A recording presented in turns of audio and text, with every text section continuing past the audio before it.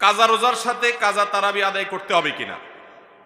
কারোর কোনো রোজা কাজা হয়েছে, এই রোজাটা যখন রমজানের পরে আপনি কাজা রাখবেন, তারাবির নামাজটাও কাজা করতে হবে কিনা? উত্তর হলো তারাবির নামাজের কাজা লাগবে না।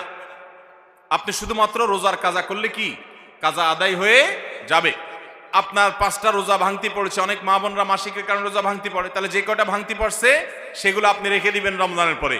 অসুস্থ হওয়ার কারণে আপনি পুরুষ মানুষ রোজা রাখতে পারেন না, রমজানের পরে সে কটা রেখে দিবেন। সফরে ছিলেন, রোজা রাখতে পারেন না, সেগুলো রেখে দিবেন।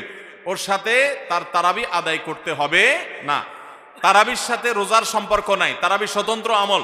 আমরা অনেকে ভুল জানি, মনে করি যে যদি কোনোদিন তারাবি পড়তে না পারি তাহলে বোধহয় রোজা রাখা যাবে না, এরকম ভুল ধারণা অনেকের আছে।